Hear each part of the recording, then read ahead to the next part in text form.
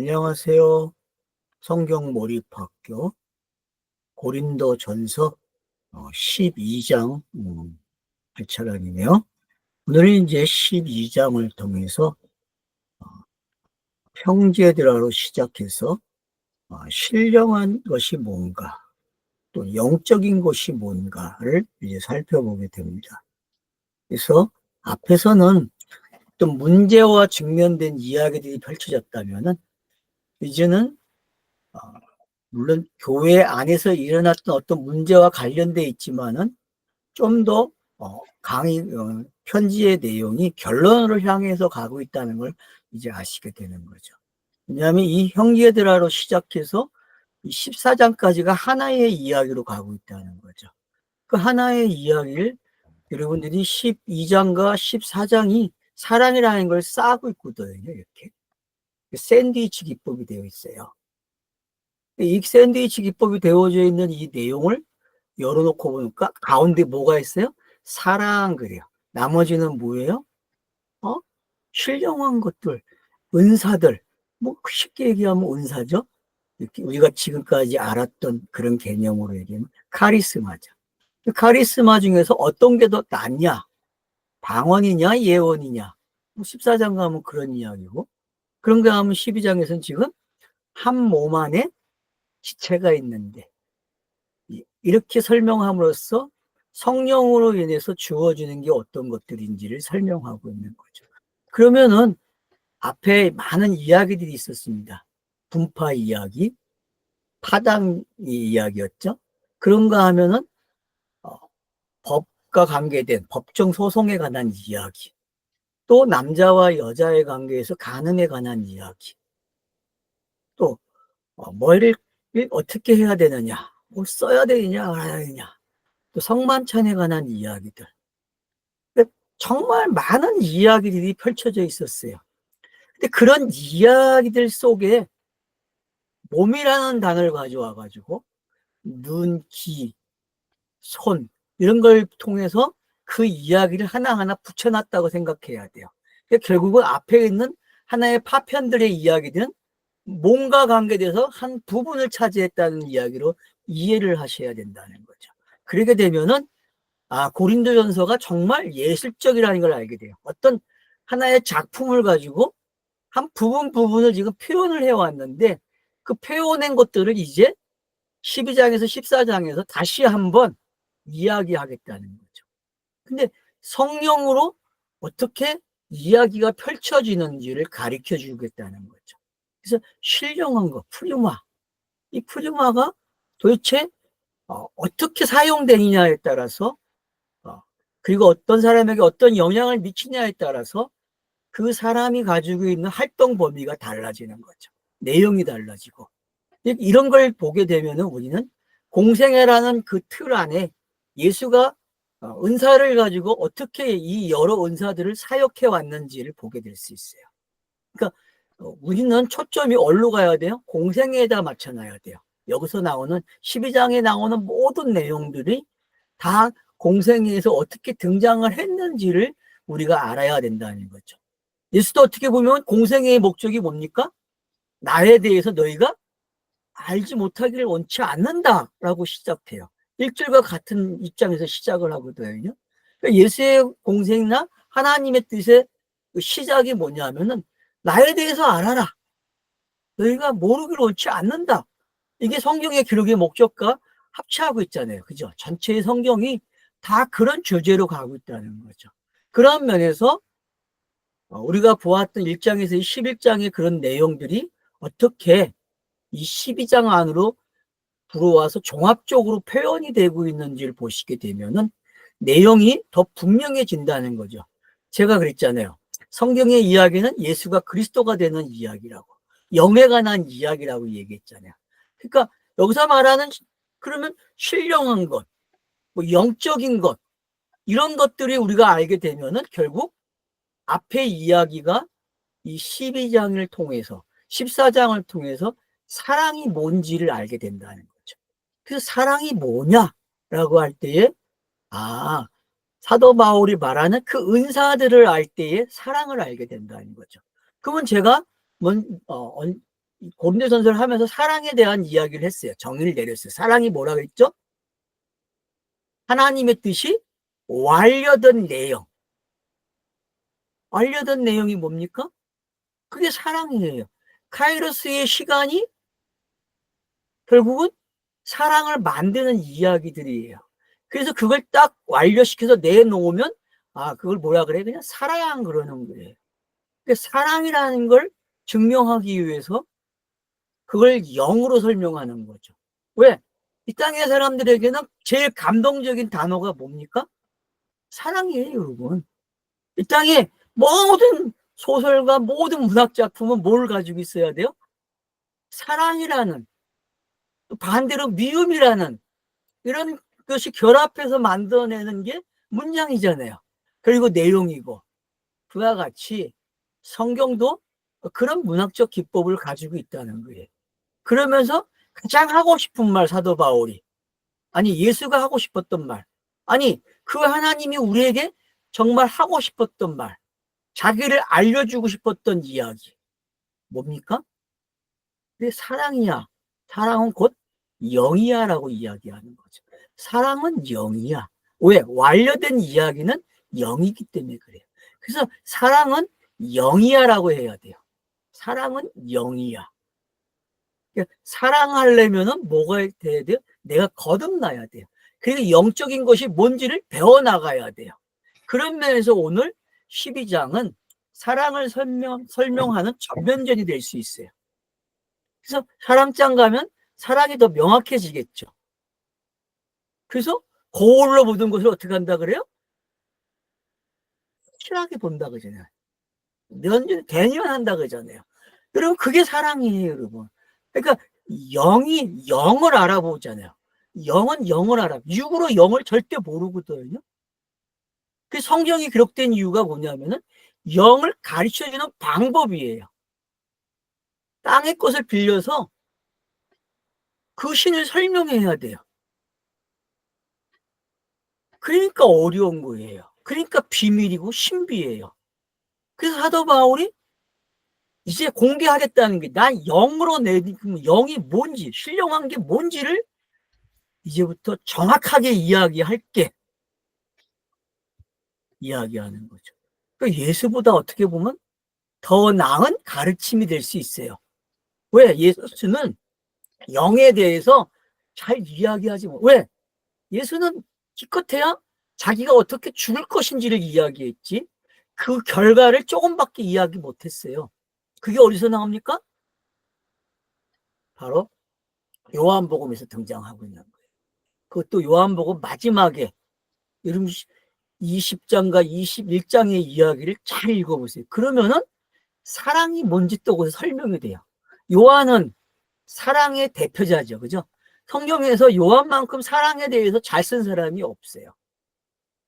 근데 요한은 사랑을 설명하는 사람이죠. 그래서 여러분들이 요한복음 20장과 21장의 제 강의를 들어보셔야 돼요.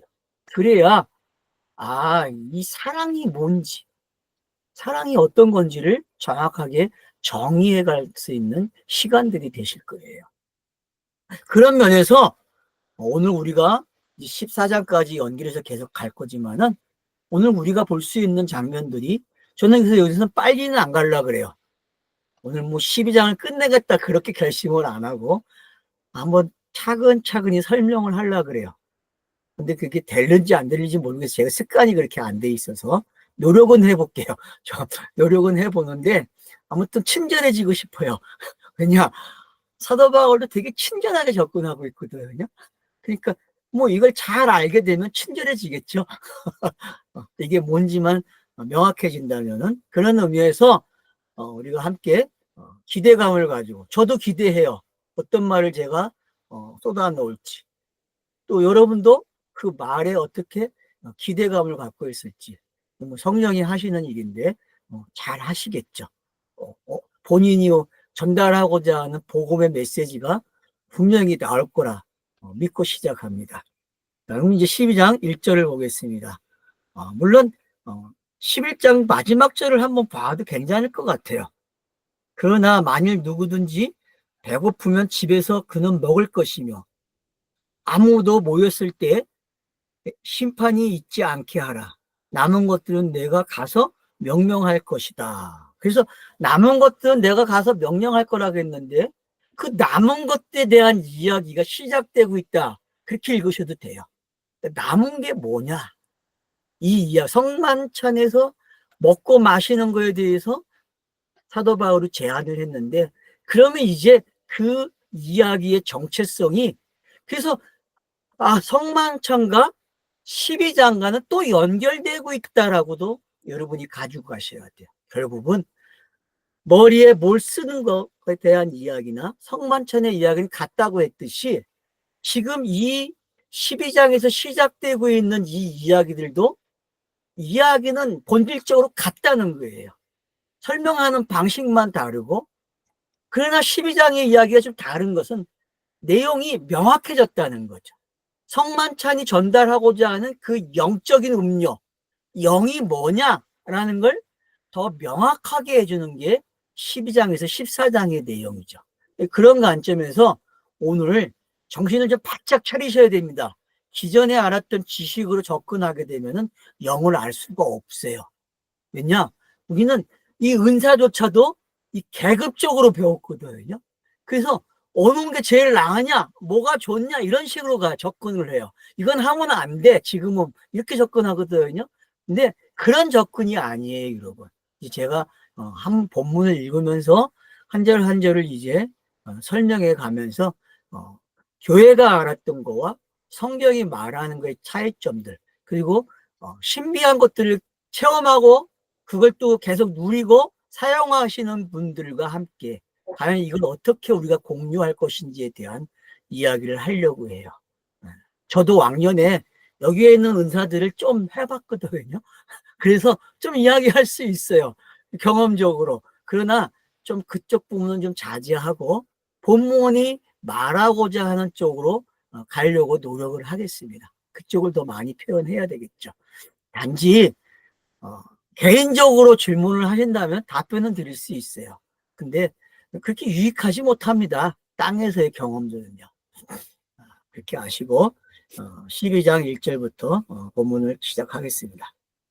그러나 형제들아 영적인 은사들에 대해서는 너희가 무지하기를 내가 원하지 않으니. 예. 금방 얘기했듯이 사도 바울이 신령한 것에 대하여 나는 너희가 알지 못하기를 원치 않는다라는 게 이제 표현되고 있는 거죠. 그러면은 남은 것들은 내가 가서 명할 것이다고 하는 11장의 마지막 표현이 어떤 건지 더 이해가 되는 거죠. 그런 면에서.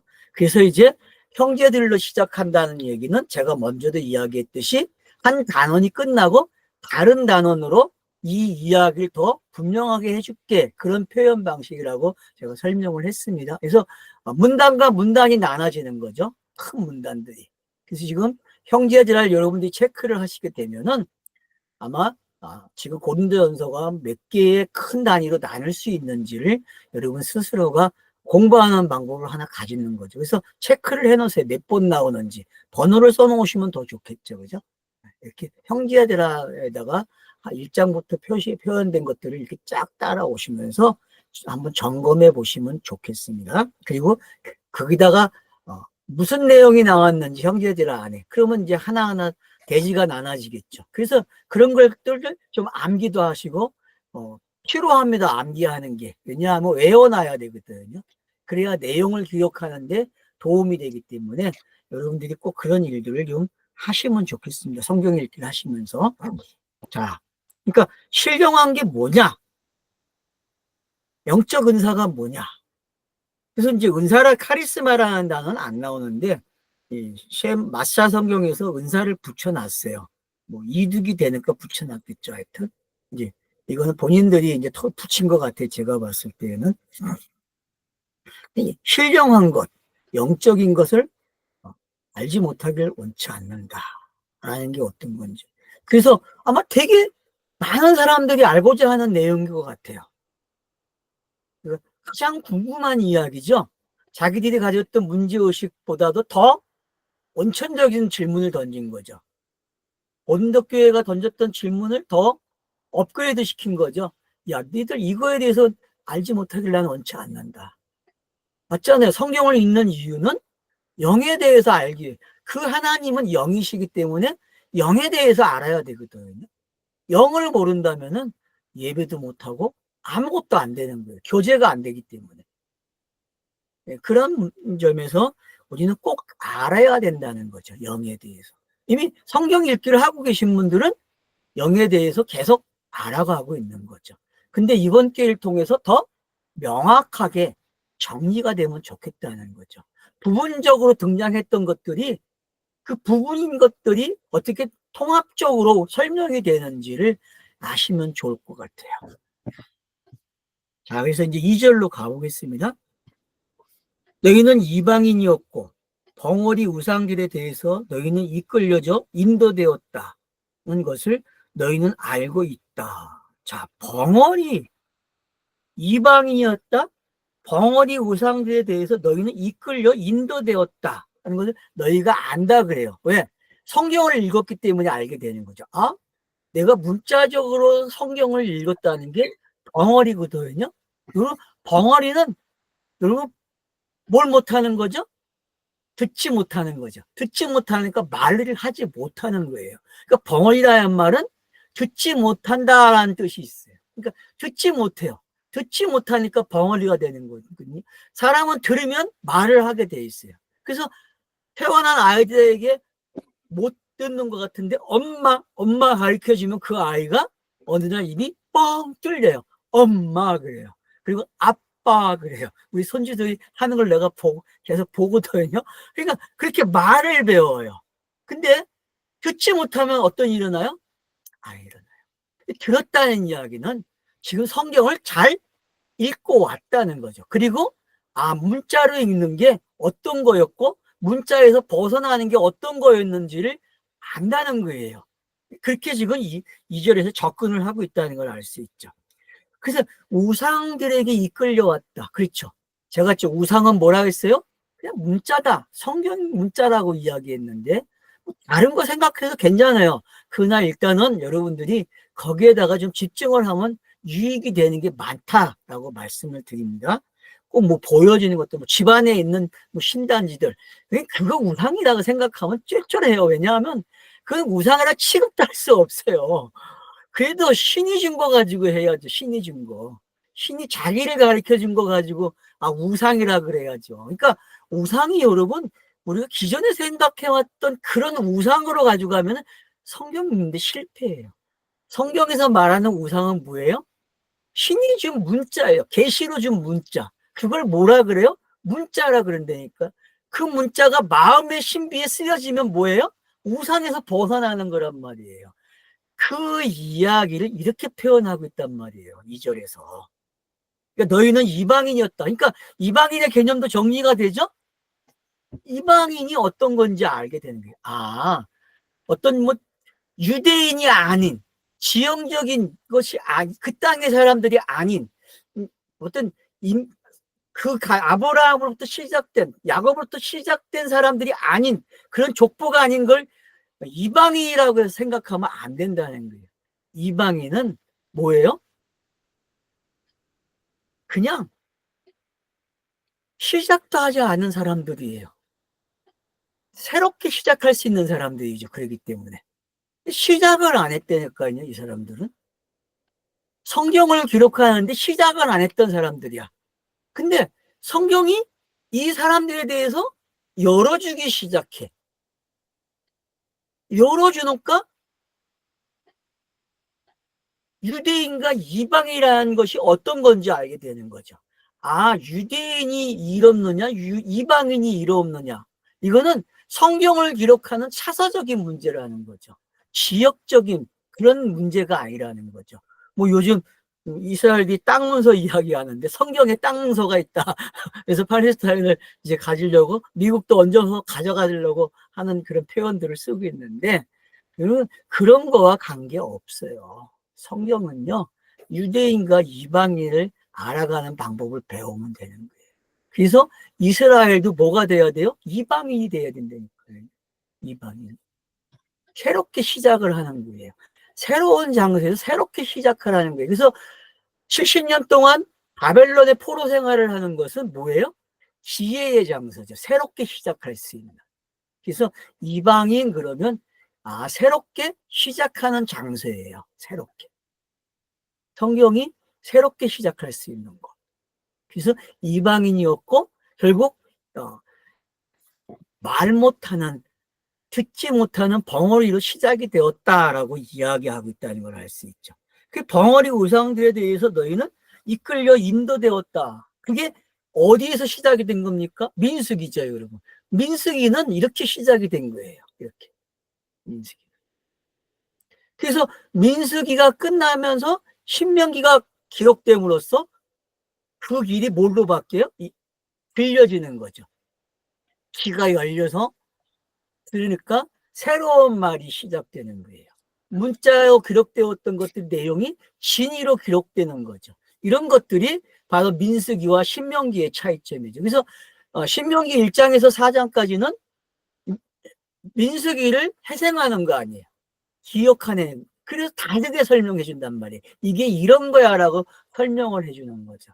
그런 장치가 뭔지 아시게 되면은 지금 2절에 대한 이야기가 이해가 될 수 있는 거죠. 그래서 알고 있다라는 것은 성경을 읽었다 그런 뜻으로 이해를 하시면 됩니다. 알지 못했다? 알지 못하는 것을 원치 않는다라고 1절에 표현했고, 근데 이제 그게 어떤 형태로 나타났어요? 인도되었구나. 이 우상들에게, 벙어리 우상들에게 인도되었다. 그것을 너희들이 알고 있다라고 표현하고 있는 거죠. 그래서 이제 3절에 그러므로 내가 너희에게 알게 하니, 자, 이제 좀 더 진행되고 있다는 걸 알 수 있죠. 문맥이, 그죠? 알게 해줄게. 어떤 거에 대해서? 영적인 거에 대해서. 신령한 거에 대해서 내가 알게 해주겠대. 라고 시작을 합니다. 아무도 하나님의 성령으로 말하여 그가 말하기를 예수는 진멸당한 자라고 말할 수 없고, 또한 아무도 성령으로 아니고는 예수는 주님이라고 말할 수 없다라고 이야기하고 있어요. 이 말이 어떤 건지 이해가 되시죠? 자, 그러면 한번 보세요. 예수는 진멸당한 자라. 여러분, 자, 맞아요, 틀려요, 이 말이? 여러분이 성경 읽기 하면서 예수는 진멸당할 자야 라고 말할 수 있습니까? 그게 문자 이야기 속에서 흐르는 내용이에요. 그래서 우리는 모든 교회가 초상집 분위기예요. 어떨 때는. 왜?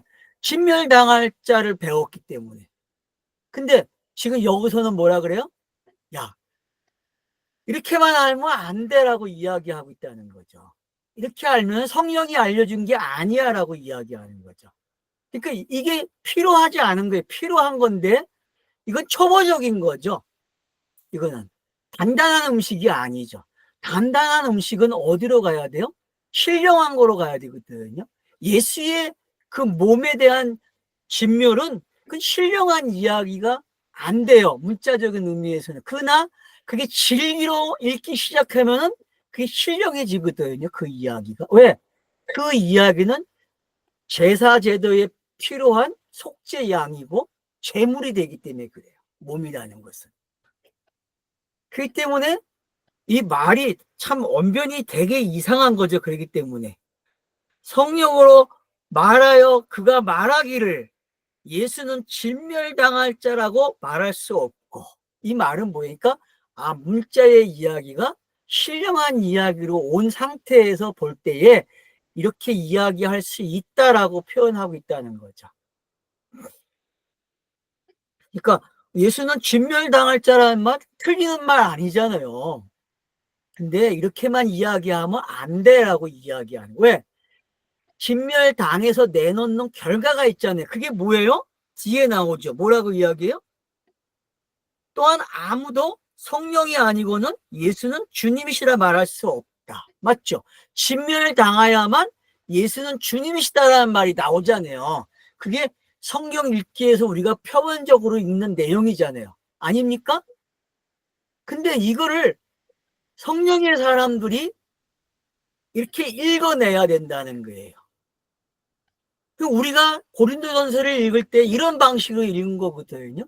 진멸당할 자라고 표현하고 또 거기서 끝나지 않고 어디까지요? 예수는 주님이시다까지 온다는 거죠. 이게 성령의 사람들이 표현하는 그러니까 입으로 시인해서 구원을 얻는다는 게 어떤 건지 알게 되는 거죠. 그래서 로마서 10장에 나오는 들음은 뭘 이야기해? 들음은 믿음을 일으키고 믿음은 의인이 되게 하잖아요. 그러니까 듣지 않고는 믿음이 있을 수 없잖아요. 그러니까 그런 단계들이 지금 이렇게 표현되고 있다라고 보시면은 맞습니다. 그래서 예수는 주님이라고 이야기하는 것은 성령으로만 알 수 있다는 거죠. 성령으로. 문자로 읽고 문자로 깨달아 봐야 아무 소용이 없다는 거예요. 왜? 그 주라는 큐리오스가 이해가 안 되는 거예요. 예수와 주가 어떤 건지 이해가 안 된다니까요. 그러니까 예수가 주다? 이거는 서신서 와야만 읽어지기 시작하는 거거든요. 물론 사도행전에서 베드로가 언급을 하죠. 물론 사도 바울도 언급을 하고. 근데 더 이걸 구체화 시켜주는 게 로마서고 고린도 전후서고 계속 가면서 사도 바울 서신에서 등장하고 있는 거죠. 그런 의미에서 여러분들이 공감복음서라는 게 어떤 거고 서신서가 어떤 건지도 이해가 되는 거죠. 공감복음서는 예수의 진멸당한다는 게 어떤 건지 설명을 깔아놨잖아요. 거기에 배경을. 근데 서신서를 오게 되면 어떻게 읽었네요? 예수는 주시다라고 이야기한다는 거예요. 왜? 육신이 부활을 했기 때문에 주가 된 거거든요.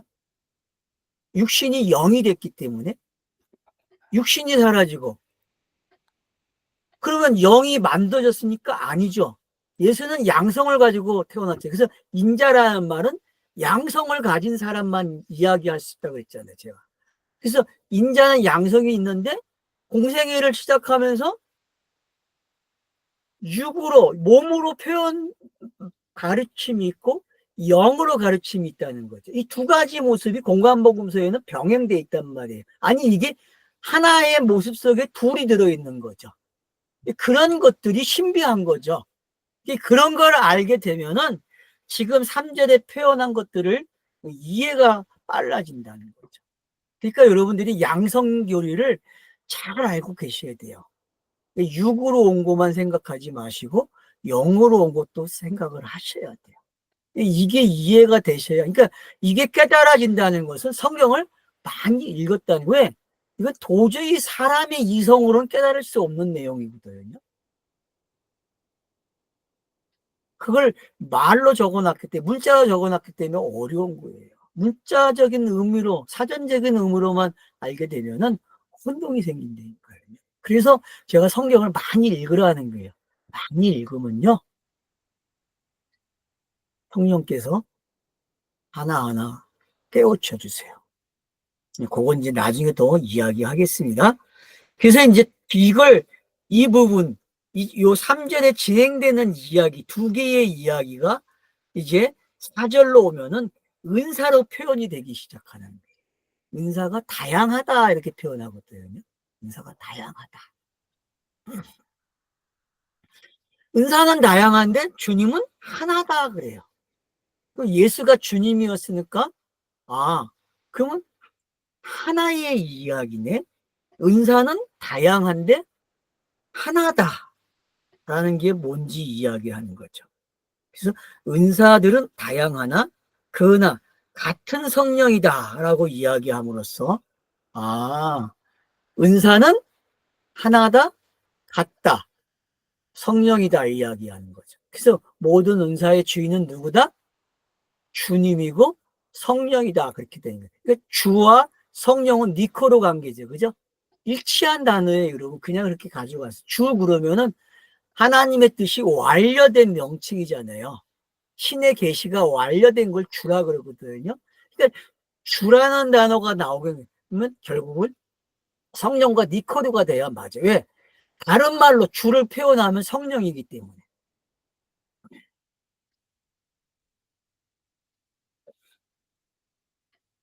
자, 그래서 5절에 보면은 직임은 다양하나 또한 같은 주님이다. 자, 직임이 뭐냐 이제 따져봐야 되거든요. 직임이 뭐냐?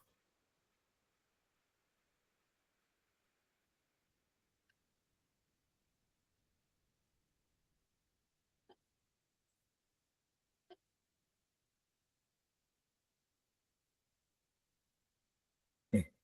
뭐 시중, 상징적으로 도움, 봉사, 관리, 뭐 직무, 구원, 봉사 뭐 이렇게 표현되어 있네. 그러니까 여러분 지금 4절부터 표현되고 있는 것들을 하나하나 잘 체크를 해놓으세요. 아, 은사는 뭐다? 은사들은 다양하다. 근데 아, 하나다. 같은 성령이다. 이거 표시를 해 놓으셔야 돼요. 이거 정확하게 개념을 가지고 계셔야 됩니다. 그 다음, 지금은 다양하나 또한 주님은 같다라고 표현해요. 주님이시다. 지금은 다양한데 주님이시다. 그래서 사역적인 게 뭐고, 속이 뭔지, 이런 것들을 여러분들이 좀 살펴보셔야 됩니다. 그런 거 하면 또 역사는 다양하나, 그러나 같은 하나님이고 모든 자에게 모든 것들로 역사하시는 분이시다. 결국은 어디로 와요? 성령, 주, 하나님으로 오고 있다는 거죠.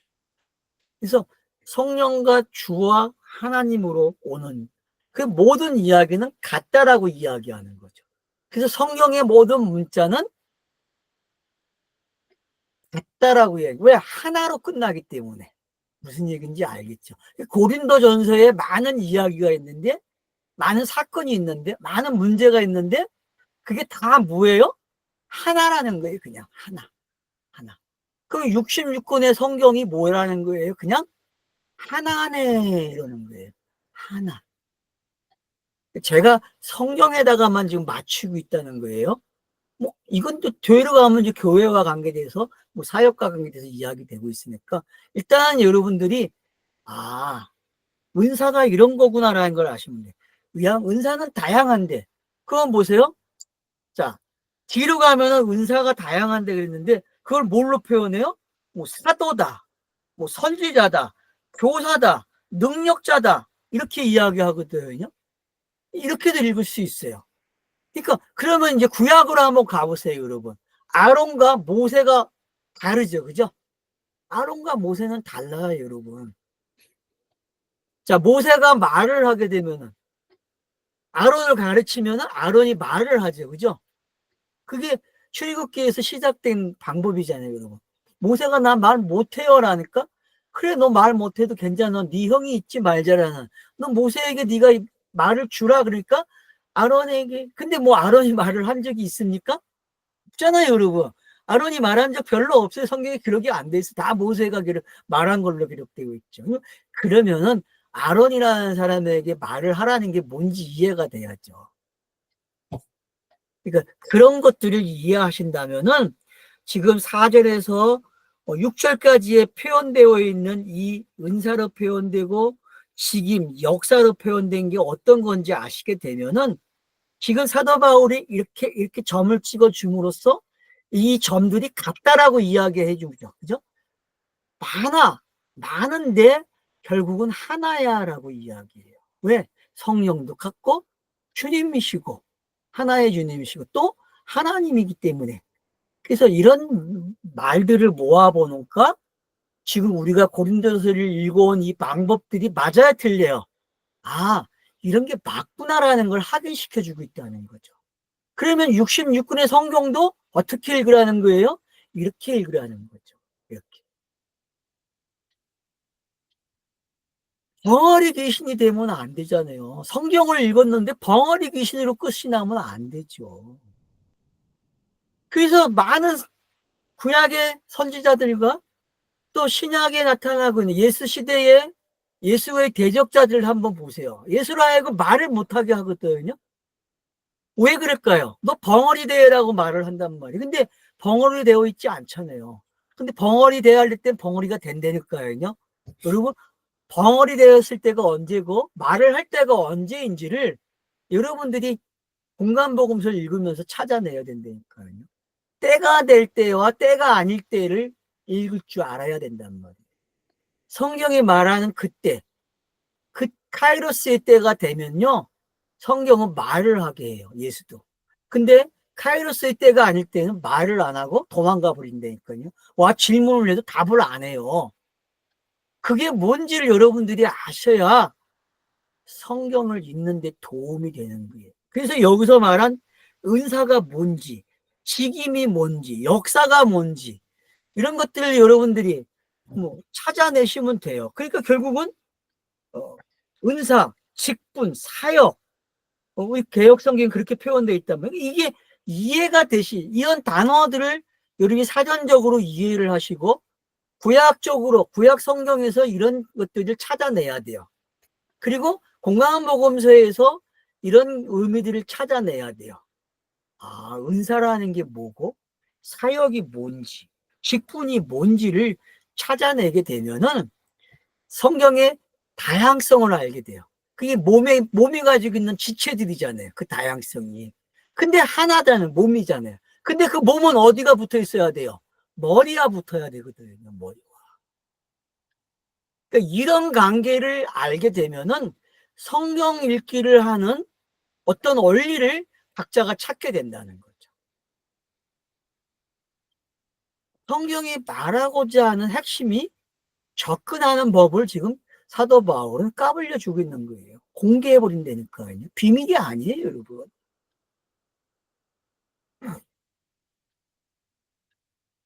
그 7절은 그러나 각 사람에게 성령의 나타나심은 유익함을 위한 것이다. 자, 뭐라고요? 각 사람에게 성령이 나타나는 건 뭐라고요? 유익함을 위한 것이에요. 유익함. 그러니까 성경 읽기를 한다는 거는 유익함에 대한 제일 빠른 척도죠. 자기가 유익함을 얻는 방법이 뭔지를 알고 있어야 된다니까요. 그건 성경 읽기밖에 없습니다, 여러분. 아니면 좋은 메신저를 만나야죠. 예수가 그리스도라고 증거하는 그 사람을 만나야죠. 그러면 도움을 얻겠죠. 유익이 뭔지 여러분 깨달아야 된다니까요. 유익함이. 성경은 유익을 위해서 읽는 거예요. 어떤 유익이요? 문자에서 영으로 오는 유익을 얻는 거란 말이에요. 육의 생활에서 영의 생활로 옮겨오는 게 뭔지, 다시 태어나는 게 뭔지, 거듭남이 뭔지, 이런 게 유익 아닙니까? 교회 생활이 뭔지 궁금하지 않습니까? 도대체 교회 생활을 어떻게 해야 됩니까? 성도의 생활을 어떻게 해야 됩니까? 매일 질문하는 거 아니에요.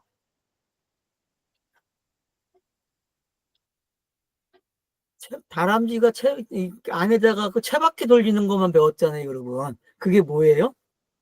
네? 행해라. 이렇게 살아라라고 배웠잖아요. 그러면 그 살아라는 내용이 어떤 내용입니까? 어떤 내용이에요? 결국은 십계명으로 가버렸어요, 여러분. 십계명으로 도덕윤리로 가버렸단 말이에요. 의인은 믿음으로 말미암아 살리라 해놓고는 교회가 슬쩍 어디로 가버려요? 아, 십계명으로 도피를 해버렸다니까요. 왜 그런 일이 일어납니까? 왜 후퇴를 해요?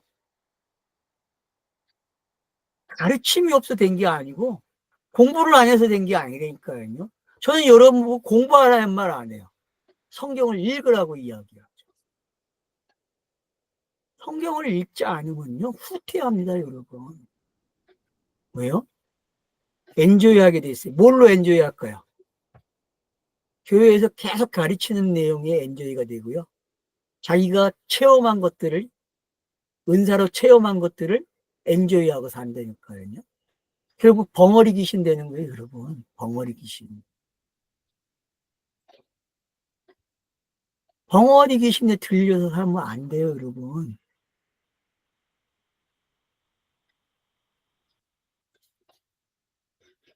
그래서 성령의 나타나심을 여러분은 믿으셔야 돼요. 왜요? 우리는 성령의 시대에 살기 때문에요. 그래서 성경을 통해서 성경을 읽음으로써 성령의 나타나심이 뭔지를 계속 공부하셔야 돼요. 이걸 체험적으로 아시면 안 된다니까요, 여러분.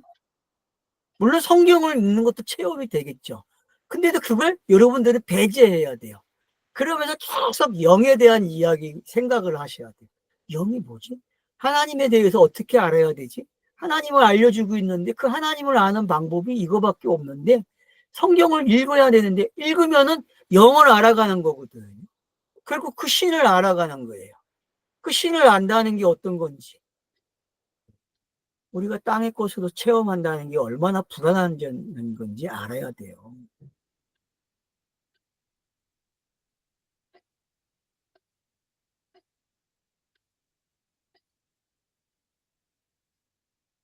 자, 그래서 보세요. 이제 8절에 이는 성령을 통하여 한 사람에게 지혜의 말씀이 주어졌고 또 다른 사람에게 지식의 말씀이 주어졌으니 같은 성령을 따른 것이다.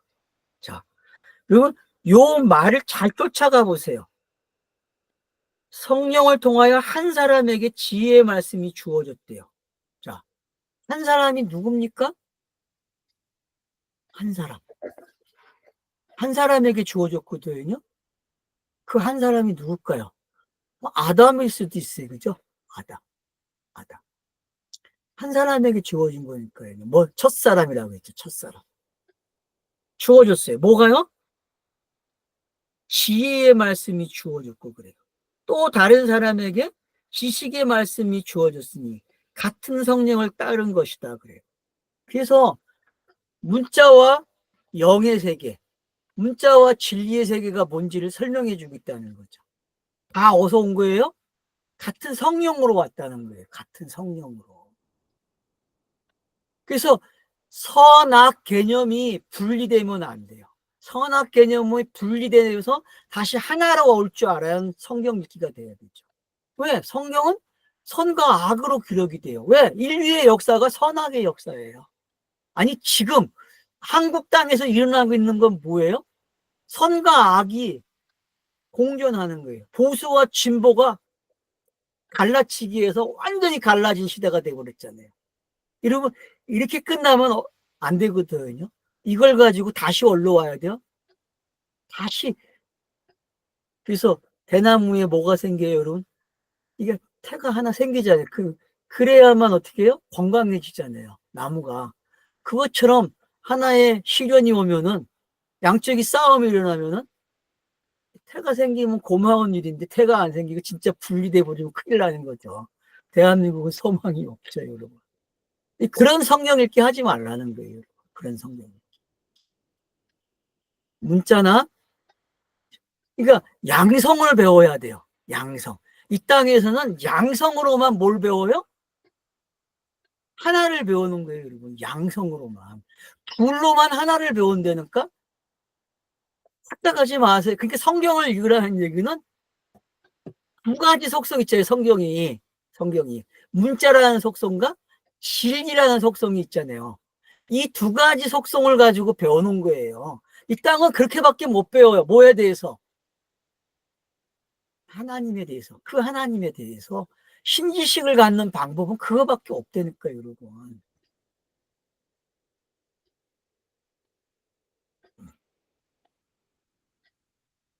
그래서 이렇게 이야기하면 다른 사람에게는 같은 성령으로 믿음을, 자 이제 설명을 합니다. 자, 믿음을 줬대요. 다른 사람에게는 한 성령으로 치료의 은사를, 그러나 다른 사람에게는 능력의 역사를, 그리고 예언을, 다른 사람에게 영분별함을, 다른 사람에게 여러 종류의 방언들을, 그러나 다른 사람에게는 방언을 해석을 줬다 그래요. 그 뭐 이거 가지고 야 은사는 몇 개야? 라고 해갖고 요거밖에는 은사가 없어 라고 그러잖아요. 안 그래요? 많은 교회에서 은사 운동을 하는 분들은 이게 은사야, 요 성경은 요거밖에 말하지 않아 라고 이야기하는데, 아니 다른 데도 또 나오잖아요. 에베소서 나오고 로마서에서도 나오잖아요. 그러니까 우리가 여기서 말하고자 하는 게 뭔지만 알면 되는 거예요. 자, 그러니까 같은 성령으로 믿음, 여러분 믿음으로 시작하는 거거든요, 기독교는요. 그러면 그 믿음이 어디서 생산됐어요?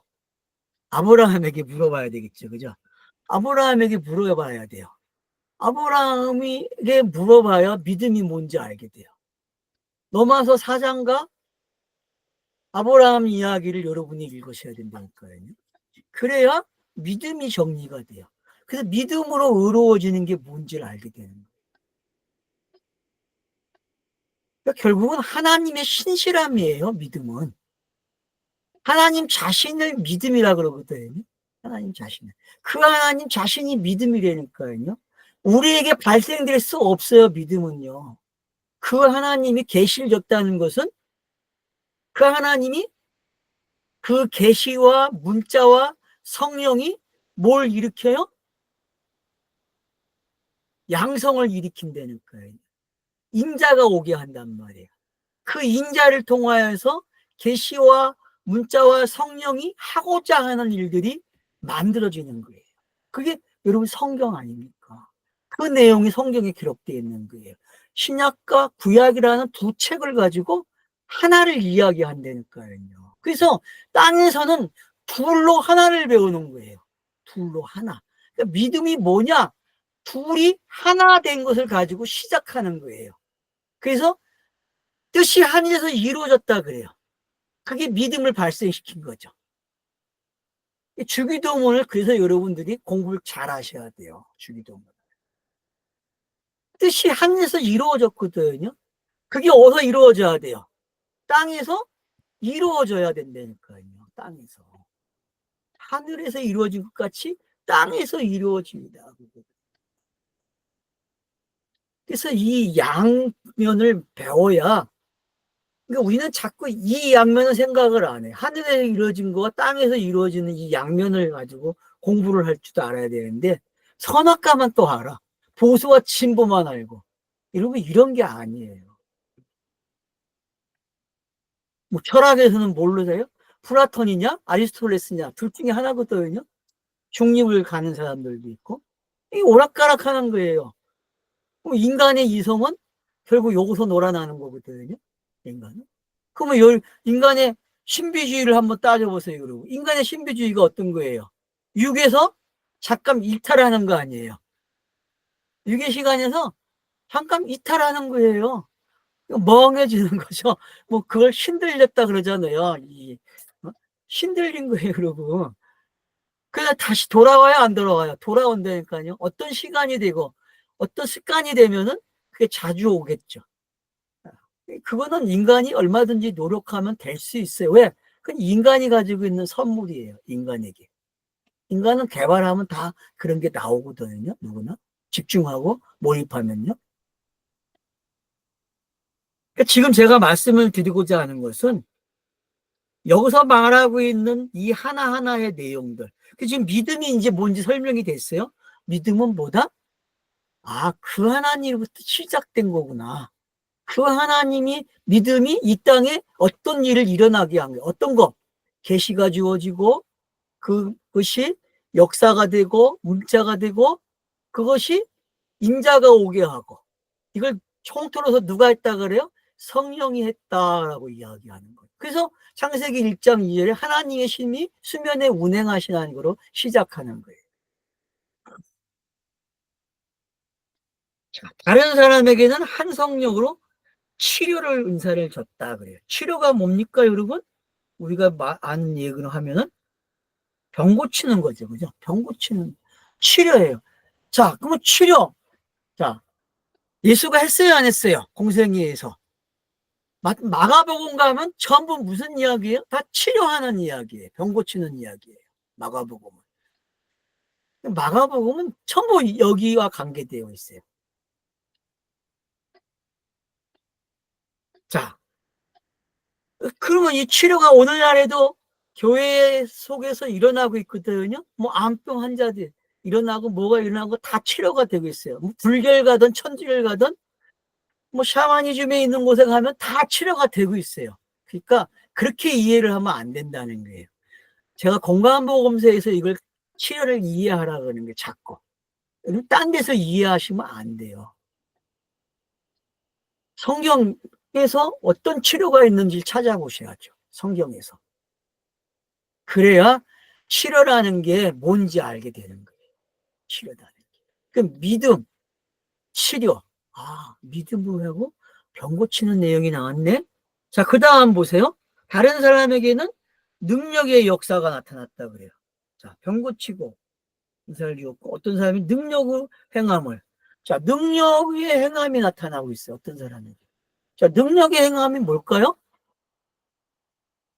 자, 능력이 뭔지 찾아보면 알겠죠. 그죠? 도대체 능력이 뭐냐?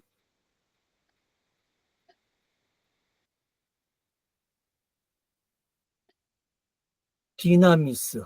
뭐예요? 힘, 능력, 풍부, 의미, 힘있게, 이적적인 일꾼, 권능, 강력, 폭력, 전능한 일. 뭐, 이렇게 되어 있네요. 이 어근을 찾아가면은 할 수 있다, 가능하다. 그러니까 할 수 있다 하신 이는 하나님이시니 찬성이 왜 나왔는지 알겠죠. 그죠? 이 능력에서 나왔죠. 그죠? 두나미스에서. 두나미스와 같은 게 카리스마죠. 그죠? 카리스마. 그러니까 성령, 카리스마, 두나미스 이런 것들이 여러분 어떻게 이해를 하느냐에 따라서 여러분들이 많은 걸 얻을 수 있어요. 그리고 이제 능력 행함이 뭐냐? 능력의 역사가 나타났다. 능력의 역사. 그러면 자, 예수의 생애가 능력의 역사죠. 공생애는. 그죠? 제가 마가복음을 계속 언급하는 거예요. 마가복음에 이런 일들이 일어나야 안 일어나요? 일어나요, 여러분. 능력을 통해서 믿게 하는 거죠. 그죠? 하나님의 아들이라는 걸 믿게 하려 함이라. 그게 마가복음의 공간복음의 공통점이잖아요. 믿게 하려 함이라. 하나님의 아들인 것을 믿게 하려 함이라. 믿게 하려 함이라. 그러니까 지금 처음에 나온 믿음이라는 단어, 그런 단어들과 이런 단어들이 어떻게, 그러니까 결국은 공생애를 기록한 공간복음서에서 이런 것들이 이해가 되어야지, 깨달아져야지, 뭐 자기들 세계에서, 인간의 세계에서 놀아나는 아무 종교나 다 할 수 있는 거 가지고 와가지고 이게 성경이야라고 가르쳐주면 안 된다는 거예요. 무슨 얘기인지 알겠습니까? 이건 다 뭐와 관계되어 있어요? 구원의 이야기와 관계되어 있는 단어들이에요, 여러분. 구원의 이야기와. 사람에게 신이 감동을 주는 이야기죠. 안 그렇습니까? 신이 땅에 개입한 이야기에 나타나는 역사 아니에요. 신이 개입하면 나타나는 역사라니까, 이 역사들은요. 아닙니까? 그럼 인간들이 경험하는, 사람들이 경험하는 그 경험의 세계는 뭘 증명하는 거예요? 아, 신이 있다는 걸 증명하는 거 아니에요. 신이 있다는 것을. 그게 양자 물리학에서 이야기한 거 아니에요. 그걸 꼭 빌려와서 설명할 필요는 없지만은, 근데 여러분들이 참 진짜 신이 있다는 게 어떤 건지 아시게 되는 거예요. 능력 행함이 뭔지 알게 되는 거죠. 역사가 일어나네. 능력은 역사가 일어나요, 여러분. 능력은. 그래서 민수기를 보세요. 능력의 역사가 나타나요, 안 나타나요? 그리고 민수기는 능력의 역사가 나타난 곳이에요. 열왕기서를 한번 읽어보세요. 능력의 역사가 나타나요, 안 나타나요? 그리고 열왕기에서도 능력의 역사가 나타나요. 사사기도 마찬가지고요. 왜 뭐에 대한 이야기입니까? 전부 그 하나님이 자기를 증명하는 거 아니에요. 자기를 계시해 주는 사건들 아니에요. 근데 이게 각 개인에게 주어지는 시대가 있어요. 그 하나님이 본인이 했던 일들을 성령을 통해서 각 사람들이 해요. 그러면 이 하나하나가 제가 그랬죠. 한 부분이라고. 한 부분이에요, 여러분. 고린도 교회의 많은 문제와 같은 거죠. 그 많은 문제가 각 부분이 되는 거예요. 은사의 다양성이 되는 거죠. 근데 같은 성령 안에서 일어나는 거죠. 같은 성령. 그래서 역사나 은사나 같은 이야기예요. 뭘 이야기하려고 그래요? 좀 더 접근법을 다르게, 환경을 다르게 놓고 설명해 주는 거예요. 왜? 신령한 걸 가지고 설명하면은 더 독자들은 어때요? 더 잘 이해하겠죠. 몰라요. 더 잘 이해할 수 있는 건지 더 혼동스러운 건지는 모르겠는데 앞에 문제들을 기록했을 때와 어때요? 신령한 거 가지고 시작하니까 이걸 너희가 알기를 원한다고 이야기하고 있는데 그러면 뭔가 더 심플한 게 있겠죠. 가르쳐주는 방법이.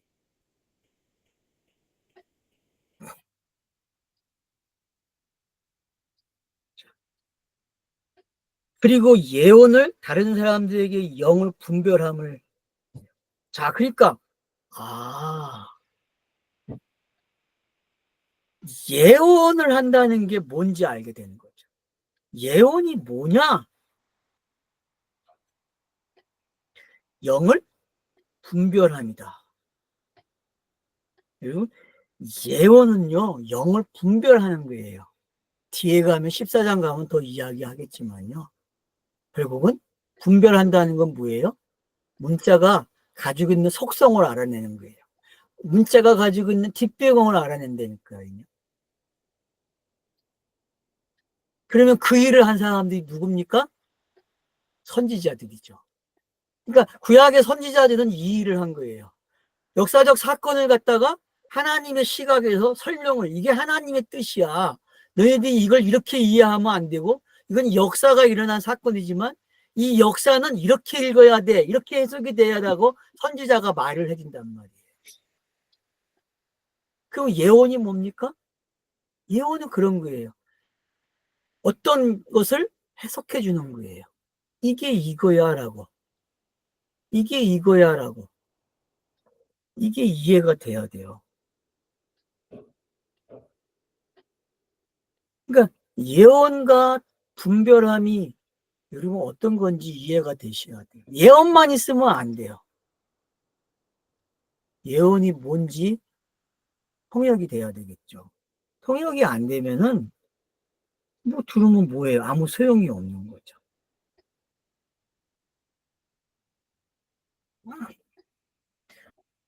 그래서 예언을 한다는 게 어떤 거고 영을 분별한다는 게 어떤 건지 아시면 좋을 것 같아요. 그래서 어떤 사람은 영을 분별하고 어떤 사람은 예언을 한다.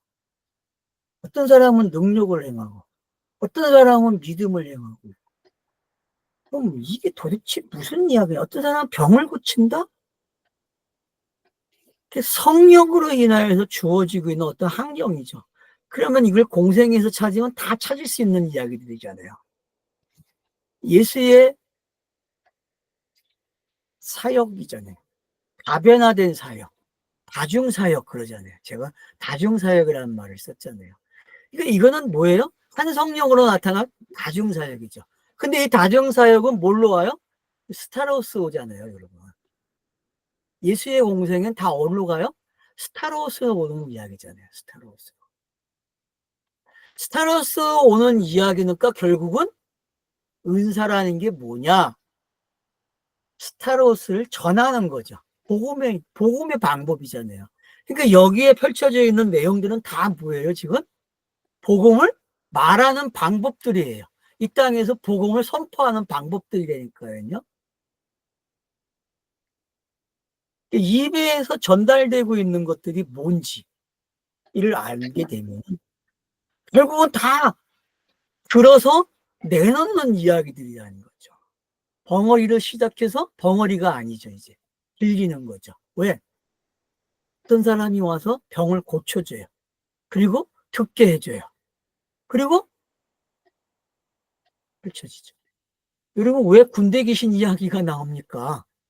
성경에 군대 귀신이 돼지에 들어가잖아요. 돼지떼에. 여러분, 공화복음서에 나오는 그걸 잘 읽어보세요. 그게 뭔지. 여러분, 그 돼지떼에 들어가는 그 돼지가 귀신들이 돼지떼에 들어가는 이야기가 뭔지 아시게 되면요. 지금 이런 것들이 잘 이해가 돼요. 아, 문자가 사라지는 이야기 아니에요. 돼지와 함께. 문자가 사라지는 거예요, 여러분. 문자가. 여러분, 그 청소를 해서 7귀신을 쫓아내잖아요. 그게 청소가 되니까 채우질 않으니까 또 들어오죠. 그죠? 그런 비유 들었잖아요. 알잖아요. 마태복음과 누가복음에 나오잖아요. 그런 것도 잘 생각해 보세요. 그러면은 지금 여기에서 나와 있는 이 은사들이 뭔지 알게 된다니까요. 그러니까 이걸 자꾸 이렇게 따로 이렇게 따로 이렇게 따로 따로 놓고 이야기를 하고 따로 나타나는 걸 생각해요. 근데 성경은 말하고자 하는 게 지금 뭐에 관심이? 거기에 관심이 이걸 가지고 지금 어디로 오는 거예요? 하나의 성령으로 이야기하잖아요. 한 성령, 한 몸. 이쪽으로 오는 이야기가 돼야 되지 이게 강조가 되면 안 된다는 거 아니에요. 우리는 예수의 가르침에 쏠리는 사람이 있는가 하면은 예수의 치료하심에 쏠리는 사람들, 성경 읽을 때 그런 식으로 한다는 거예요. 근데 예수의 가르침에 예수의 치료가 같은 내용이잖아요. 아닙니까? 공감복음서를 그렇게 읽었잖아요. 그 마태복음 강의를 제가 그렇게 했잖아요. 누가복음은 아예 영역을 어떻게 합니까? 마태복음은 갈라놔요. 가르침과 이적의 행함이. 근데 마가복음은 완벽하게 뭐만 나와요? 전부? 거의 다가 이적 행함이에요. 치료하는 이야기죠. 그런가 누가복음은 어떻습니까? 가르침과 이적이 막 뒤섞여 버려요. 왜? 같다는 거죠. 무슨 얘기인지 알겠습니까, 여러분? 이걸 깨달아야 되는데 이걸 깨닫게 되면은 지금 여기서 나온 은사들이 뭔지 알게 되는 거예요. 아, 여기서 말하고자 하는 이 은사들이 이런 거구나라는 걸 알고. 그래서 방언들 이야기하는 거예요. 방언을. 다른 사람에게 여러 종류의 방언들을, 그러니까 여러 나라의 말을, 여기서 아예 여러 나라 말을, 신비한 말이 아니라 여러 나라 그냥 방언이라고, 여기 방언을 마사 성경은 번역을 해버리거든요. 물론 이것도 억지라 할 수 있어요. 그러니까 저와 여러분이 이런 거에 혼동이 돼버리면 성경 읽기에 실패해버려요, 여러분. 그 방언 그러면 이제 14장 가면 예언과 방언은 다시 설명 나오니까 여기서는 그냥 하지 말아요. 다른 사람에게는 방언을 해석함을 주시니. 그렇죠. 그러니까 지금 그러면은 4절부터 여기까지 나온 것들이 이제 뭔지 알겠죠. 직임과 은사와 역사 이런 것들이 어떻게 표현됐고 밑에서 이 표현된 것들이 하나의 성령으로 주어졌고 하나를 가르쳐주고 있다는 거죠. 하나를. 그럼 성경이 말하는 하나의 내용은 뭐밖에 없어요? 스타로스와 부활밖에 없는 거예요, 여러분. 이해가 되십니까? 스타로스와 부활이에요, 여러분. 스타로스와 부활. 나무 기둥의 죽으심과 부활의 내용이니까요. 그러면은 가르침과 은사는 뭐를 향한다 그랬어요? 방향 표시가. 전부 스타로스가 세워지는 쪽으로 방향을 가지고 있잖아요. 마가복음, 마태복음, 누가복음이 전부 이쪽을 향해서 가고 있는 거 아니에요. 그래서 변화산을 중심으로 해서 전과 후가 예루살렘에 입성하고 있는 내용으로 바뀌잖아요. 나머지는 왔다 갔다 하는 내용이에요.